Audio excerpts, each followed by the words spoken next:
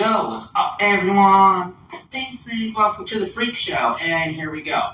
So, last year I was really desperate for a lot of glass, very last minute, and I realized that I need to streamline the process and make sure that I had a lot of it. So this year, obviously, we're in like 18 inches of snow, a little bit of a blizzard, and there's nothing to do but bang up a bunch of broken glass, invite some people over, and help me empty some bottles after a game of cards. So, I just want to share with you my little process on how I actually make all this glass. And I had a bunch of glass that really went bad last year after a show. It rained, it was wet. I thought I tried it out, open up the tank or open up the bucket, and next thing you know, the glass is all pretty skunk, smelling bad, and it's not something you want to walk on because there's a chance because it's real glass that it could cut you, and that could probably lead to an infection, and you probably lose a limb. So I figured I'm going to take the next few months, I'm going to do this every year now, and just accumulate a bunch of broken glass, and this way I have a bunch of fresh glass if this ever happens again, and I don't have to worry about it. So I just want to share a little behind the scenes with you on how I kind of prep my glass, streamline the whole process, explain this, and make it so much easier when I actually need it. So, it kind of starts with a bunch of bottles, and people have asked, like, oh, do you stage like our movie glass or sugar glass and all this breakaway glass stuff? No, these are real bottles, and of course, I like it of the variegated variety. Minus the green today, but that's okay. And some manufacturers have better labels than others that are easier to remove. So, obviously, my favorite brand does it great. So, pretty much I just start with a simple rinse of all the bottles. And when the foam is gone, pretty much anything behind it's gone.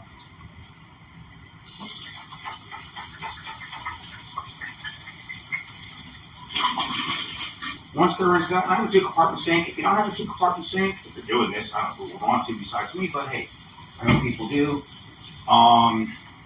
You could use like buckets, you could use different wash bins, totes, pretty much anything to kind of make life easier on you.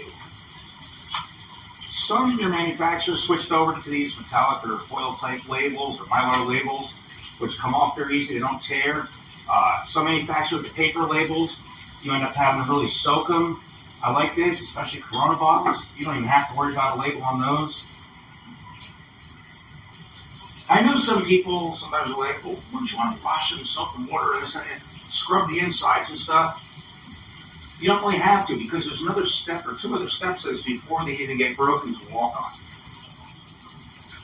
Alright, so I'm not going to do all these right now just for the purpose of this video. I'm going to go ahead and plug the drain up in this.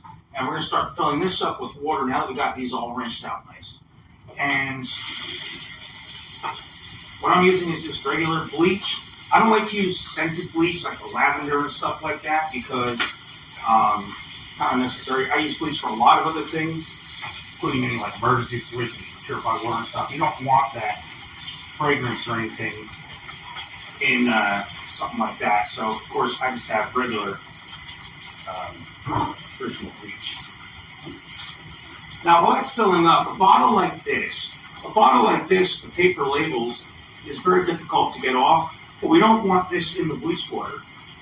So we're going to soak this separately to soften that label up, and believe it or not, this label will come off very easily, especially in this brand, which this particular brand, not only is the labels easier to remove, it just happens to be my favorite brand of wine.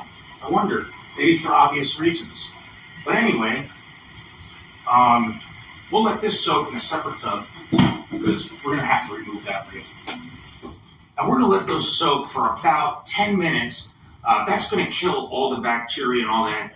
And then we're going to move on to the next step here in just about 10 minutes. So our bottles have been in here for about 10 minutes, actually a little longer.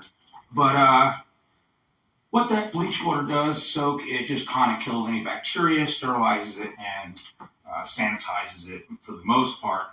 And now we just dump it out. Actually, just going to use the same bleach water over again for another batch that I have coming up.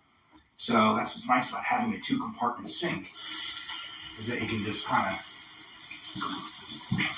give them a nice little rinse. They're going to go out onto a towel right here. Start lining them up to dry. And I like to leave a little room, give this a roll, so they don't start rolling off on me. And this way all the water also drains out onto the towel.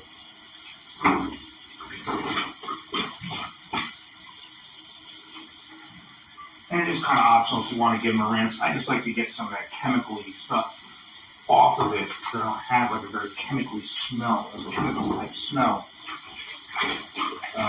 coming from a bucket or, you know, around where I'm especially storing it.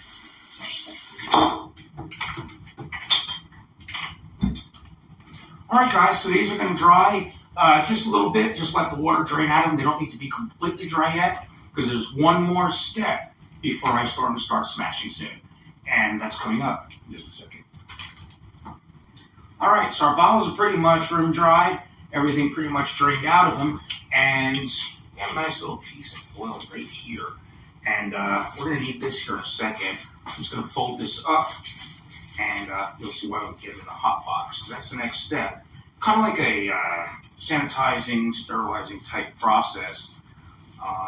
That just kind of helps get rid of all the moisture and kill off anything else that's in there under pretty high heat.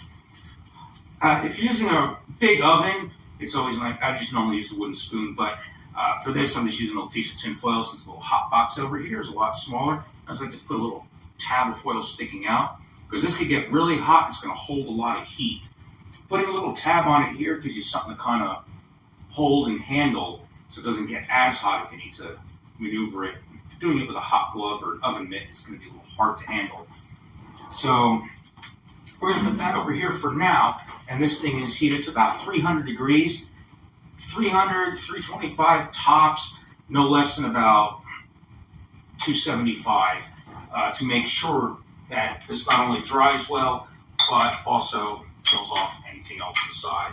You just take your bottles, which are pretty drained right now, just give them a shake, make sure there's no other moisture in there, and then we come right over to our preheated, I'm using 300 degrees in this thing, and we drop them right in. I never want to sit them up, but I do want to lay them down. It just helps, especially facing towards the door. Helps that moisture and any humidity escape. And the purpose of this is it keeps the door slightly cracked so that it allows all that moisture to get out. And that's going to sit in there for probably about a half hour, but we're going to double check on it as we go. And we'll get ready to do some more bottles here in a second. But after this, it goes down to what's soon to be the Freak Show Workshop, and to get smashed up to be ready to walk on.